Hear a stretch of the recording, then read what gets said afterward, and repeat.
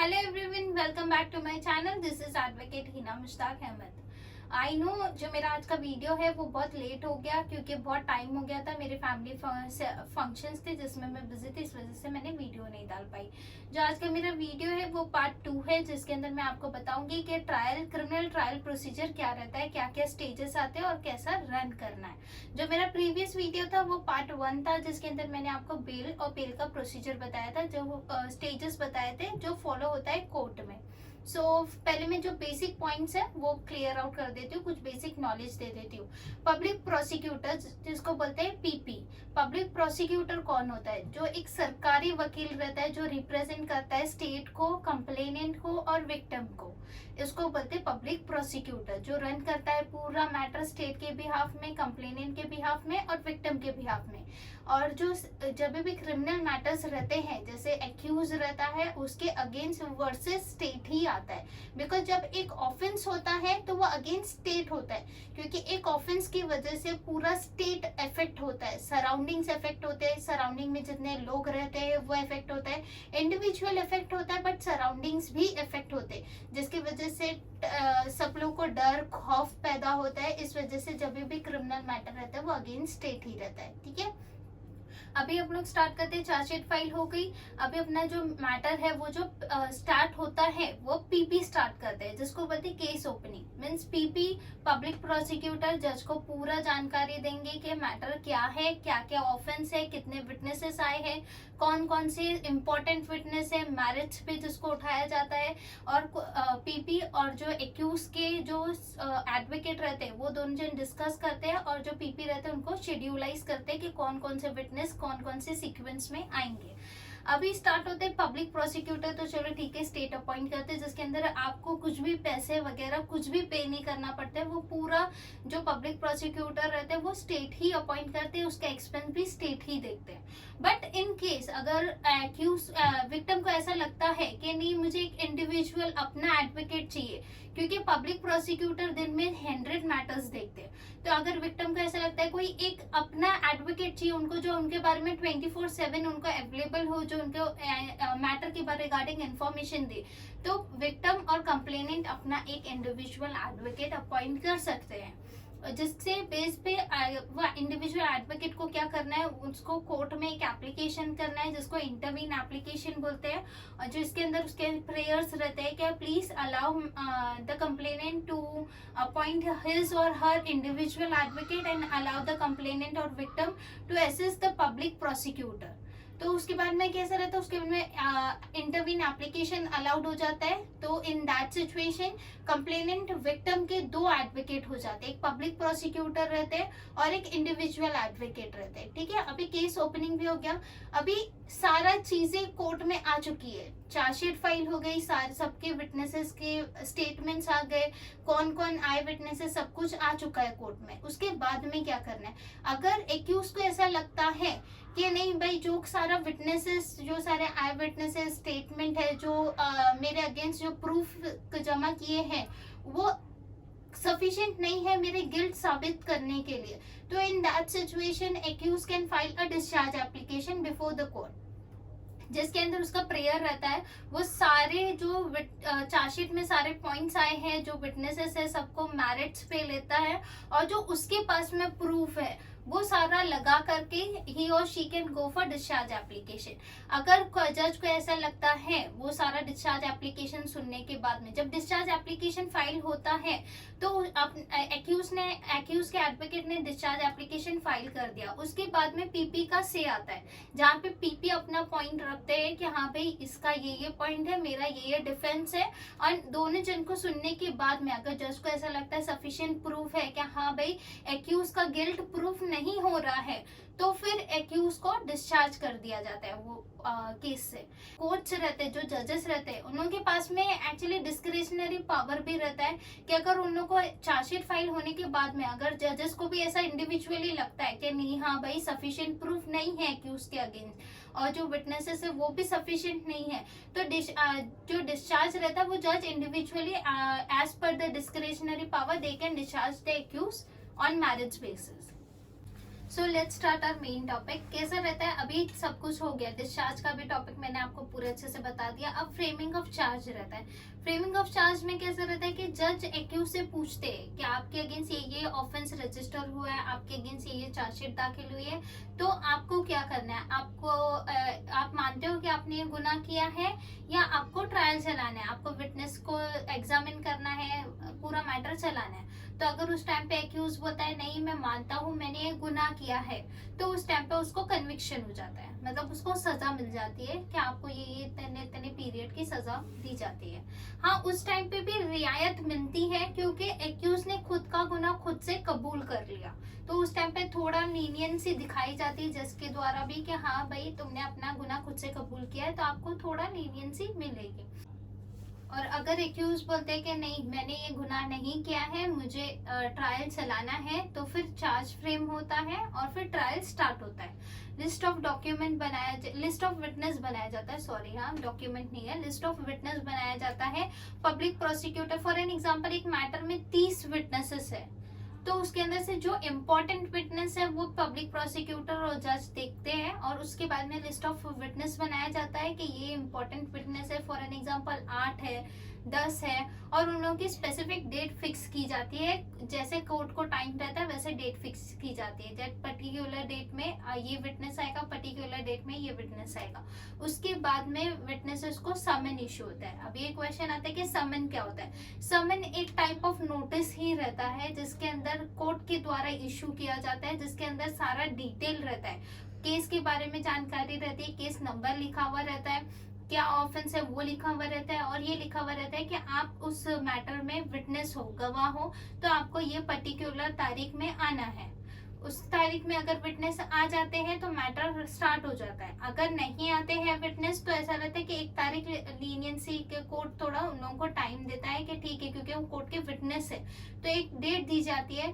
फिर बाद में अगर वो नेक्स्ट तारीख में भी नहीं आते हैं तो ऐसा रहता है कि कोर्ट का भी इम्पोर्टेंट टाइम बहुत प्रीशियस होता है, एंड कोई भी ट्रायल को प्रोलॉन्ग नहीं कर सकते, तो कोर्ट फिर इशू करते हैं बेलेबल वारंट।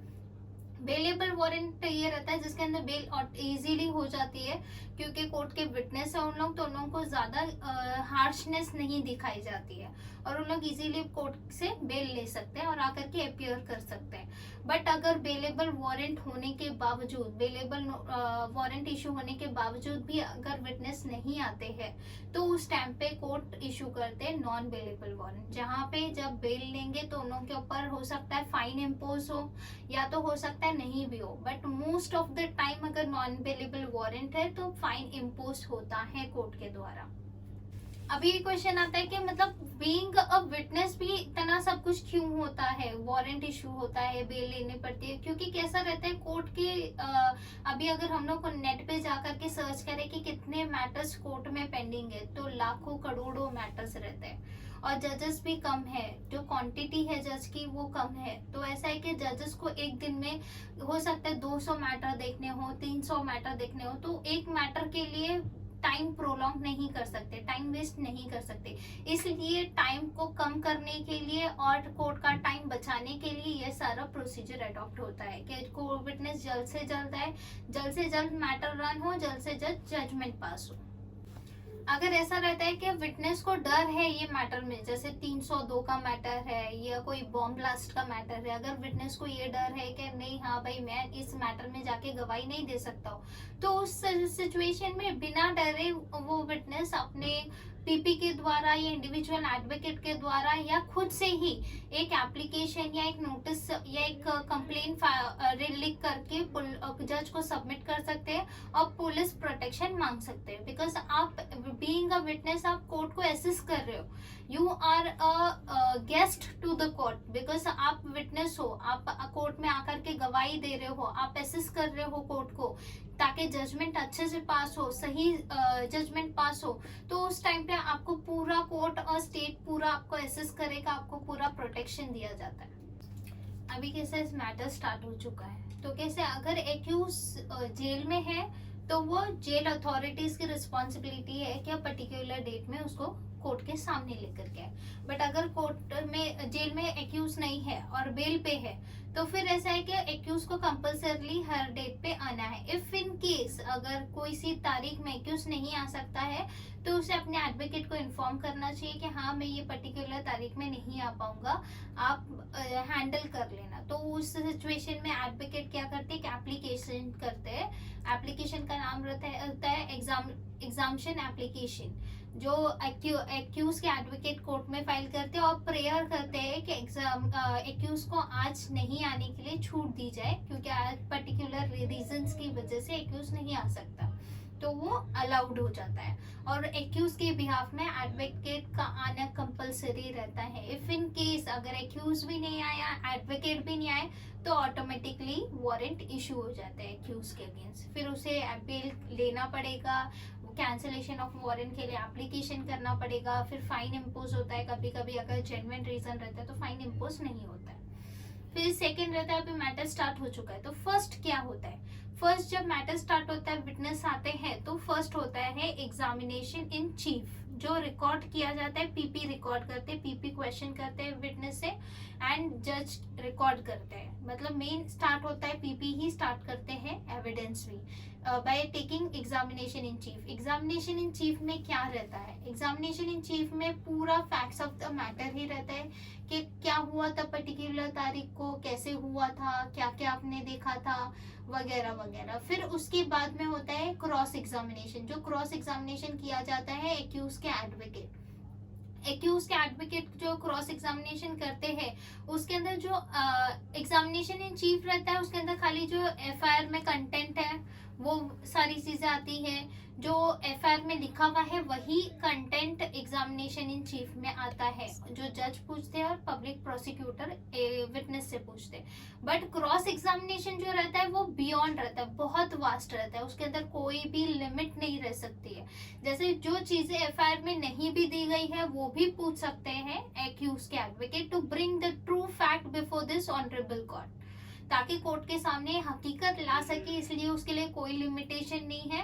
क्रॉस एग्जामिनेशन में एक्यूज के एडवोकेट रिगार्डिंग ऑफेंस कुछ भी पूछ सकते हैं, जो इवन जो एफआईआर में नहीं आया है वो भी पूछ सकते हैं, जो चार्जशीट में नहीं आया है वो भी पूछ सकते हैं। बट ओनली वन कंडीशन कि वो रिगार्डिंग फैक्ट्स ही रहना चाहिए। ऐसा नहीं कि भाई तुमने तो 3 शादी किए हो, तुमने 4 शादी किए हो, अगर मैटर वो है तो दे कैन आस्क। बट अगर कोई ऑफेंस के रिगार्डिंग विटनेस है तो वो पर्टिकुलर ऑफेंस के रिगार्डिंग ही क्रॉस एग्जामिनेशन रहना चाहिए। फिर लेटर ऑन क्या रहता है? Re examination. अगर पीपी क्रॉस एग्जामिनेशन होंगे, एक्यूज के एडवोकेट ने कर दिया, अगर पीपी को ऐसा लगता है कि कुछ फैक्ट्स गलत आए हैं या कुछ फैक्ट्स मुझे क्वेश्चन पूछना है, तो पीपी री एग्जामिनेशन के लिए जा सकते हैं। अगर एक्यूज के एडवोकेट को लगता है बाद में भी आफ्टर पर्टिकुलर टाइम के नहीं, हाँ भाई वो विटनेस को वापस बुलाना है, कुछ चीजें छूट गई है एग्जामिन करने के लिए, तो फिर they can file a re examination application and they can ask the court to recall the witness. उसको रिकॉल द विटनेस बोलते हैं। सारे विटनेस को सेम प्रोसीजर रहता है। फर्स्ट रहता है एग्जामिनेशन इन चीफ रहता है, फिर क्रॉस एग्जामिन होता है, फिर इन केस अगर रिक्वायरमेंट रहती है तो री एग्जामिनेशन रहता है। And recall of a witness sometime PP can also ask, sometime accuse के advocate can also ask for recall of some witness, जिसको हम लोग ने ऑलरेडी विटनेस को एग्जामिन कर चुके हैं, उसको रिकॉल करो। ठीक है, अभी फॉर एन एग्जाम्पल अभी डेट फिक्स हो गई, विटनेस आ गए पर्टिकुलर डेट पे, but because of any personal reason और बिकॉज ऑफ एनी रीजन अगर क्रॉस एग्जामिनेशन एडवोकेट एक्यूज के नहीं कर पाते या एक्यूज नहीं कर पाता है, तो उस सिचुएशन में they can file application for adjournment. Adjournment application क्या होता है? जहाँ पे हम लोग कोर्ट से प्रेयर करते हैं, हम लोग कोर्ट से दरख्वास्त करते हैं कि हमें आगे की तारीख दी जाए, आज हम लोग मैटर नहीं रन कर सकते, आज हम लोग मैटर नहीं चला सकते। बट जो एडजॉर्नमेंट एप्लीकेशन रहता है उसके अंदर सारा डिटेल, सारा रीजनिंग प्रॉपर रहना चाहिए।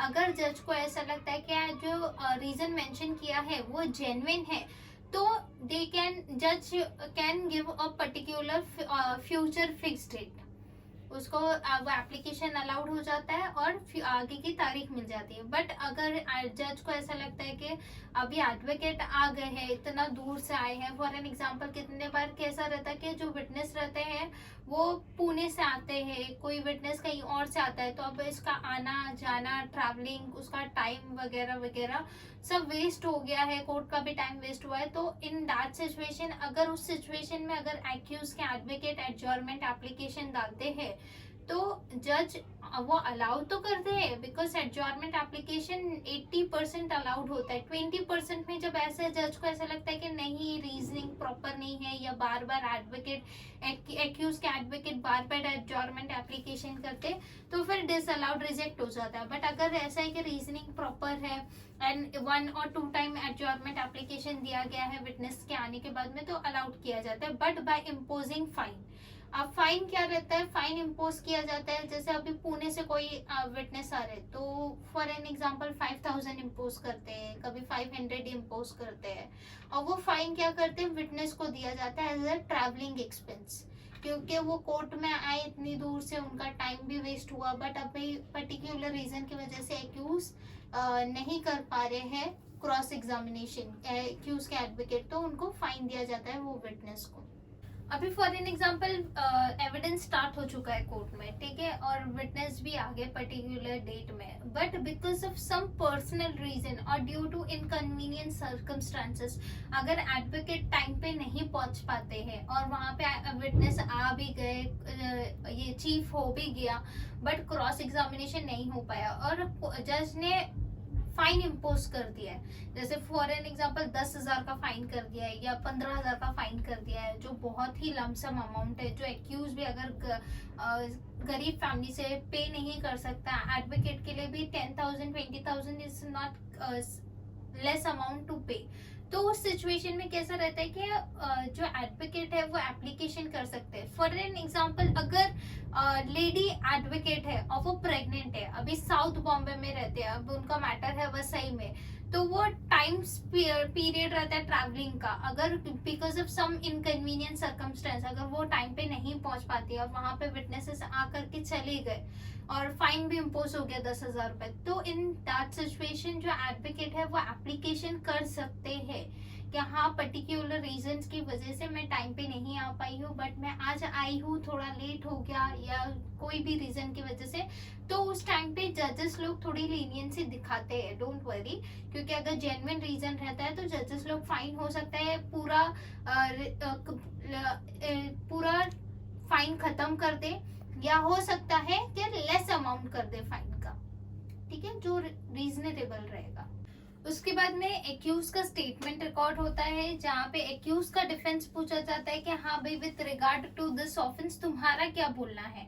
जैसे एक्यूज ये बोलता है कि हाँ भाई, मुझे झूठा फंसाया गया, मैं पुलिस स्टेशन में पहले पहुंचा था, मेरी कंप्लेंट नहीं ली गई, सारी चीजें एक्यूज वहां पे बोलता है। ये जो सारी जो प्रोसीजर है ये कवर होता है अंडर सेक्शन 313 ऑफ सीआरपीसी, जिसको इस सेक्शन को, स्टेटमेंट को 313 स्टेटमेंट भी बोला जाता है। उसके बाद में रहता है डिफेंस विटनेस। डिफेंस विटनेस क्या होता है, जहाँ पे एक्यूज से पूछा जाता है कि आपकी बेगुनाही साबित करने के लिए आपके पास में कोई एविडेंस है, विटनेस है। उसके बाद में अगर वो बोलता है हाँ, तो विटनेसेस, उनके एक्यूज के भी विटनेसेस एग्जामिन होते हैं। प्रोसीजर सेम रहता है, पहले एग्जामिनेशन इन चीफ होता है, फिर क्रॉस होता है, फिर री एग्जामिनेशन रहता है। बट यहाँ पे उल्टा होता है, पहले examination in chief prosecution witness को एग्जामिनेशन इन चीफ करते हैं पीपी, बट जब डिफेंस विटनेस रहता है तो एग्जामिनेशन इन चीफ होता है एक्यूज के एडवोकेट करते हैं, और उसके बाद में क्रॉस एग्जामिनेशन होता है जो पीपी करते हैं। फिर अगर एग्जामिनेशन की जरूरत रहती है तो होता है, अदरवाइज नॉट रिक्वायर्ड। फिर देर आफ्टर फाइनल आर्ग्यूमेंट होता है, सारे विटनेसेस एग्जामिन हो गए, प्रोसिक्यूशन के विटनेस एग्जामिन हो गए, एक्यूज के विटनेस एग्जामिन हो गए, सारे डॉक्यूमेंट्स एग्जिबिट्स हो गए, सब कुछ हो गया। उसके बाद में होता है आर्ग्यूमेंट। आर्ग्यूमेंट में पीपी भी आर्ग्यू करते हैं एंड जो एक्यूज के एडवोकेट है वो भी आर्ग्यू करते हैं, दोनों जन argument on merits, briefly argument होता है। अगर एडवोकेट लोग, पीपी के एडवोकेट को, ये एक्यूज के एडवोकेट को ऐसा लगता है कि written argument submission is required, तो रिटर्न आर्ग्यूमेंट सबमिशन भी दे सकते हैं, या तो फिर ओरल आर्ग्यूमेंट कर सकते हैं, या तो फिर दोनों चीज भी कर सकते हैं। रिटर्न सबमिशन देने के बावजूद भी ओरल आर्ग्यूमेंट कर सकते हैं। दोनों जन को ब्रीफली सुनने के बाद में फिर प्लेस होता है जजमेंट के लिए। जजमेंट ऐसा होता है, या तो एक्विटल होता है, एक्विटल यानी बाइज्जत बरी, पूरे एविडेंस को, विटनेसेस के स्टेटमेंट को सबको कंसीडर करने के बाद में आर्ग्यूमेंट होता है। जो एक्यूज के एडवोकेट को ऐसा लगता है हाँ भाई ये लू पॉइंट है, कॉन्ट्रडिक्शन है, वो सारा कंसीडर होने के बाद में उसके बाद में आर्ग्यूमेंट हो जाता है, फिर जजमेंट के लिए रखते हैं। फिर पूरा कंसीडर करने के बाद में जजमेंट पास होता है, और या तो एक्विटल होता है या तो कन्विक्शन होता है। एक्विटल क्या होता है, बाइज्जत बरी होता है। कन्विक्शन जो इम्प्रिजनमेंट इम्पोज होता है, 10 साल, 5 साल, 2 साल, 3 साल, कितना भी अकॉर्डिंग टू द ऑफेंस के जो इम्प्रिजनमेंट रहता है, पनिशमेंट रहता है, उसके अकॉर्डिंगली। आज का जो मेरा वीडियो था वो पार्ट 2 था। जो प्रीवियस वीडियो था तब पार्ट 1 था, जिसके अंदर मैंने आपको बेल के बारे में बताया था, और आज के वीडियो में मैंने आपको क्रिमिनल ट्रायल के बारे में बताया। आई होप आप लोगों को मेरे पूरे वीडियोस अच्छे से समझ में आते होंगे। अगर आपको कुछ नहीं समझता है तो आप कमेंट बॉक्स में कमेंट करके मेरे से पूछ सकते हैं। And for further videos do subscribe my channel and don't forget to press the bell icon. आपको मेरे लेटेस्ट अपडेट्स मिलेंगे अगर आपने बेल आइकन प्रेस किया तो। सो आई होप आप लोगों को मेरा वीडियोस अच्छे से समझ में आ रहे होंगे। मेरे नेक्स्ट वीडियो तक का बाय, अल्लाह हाफिज, take care, have a nice day.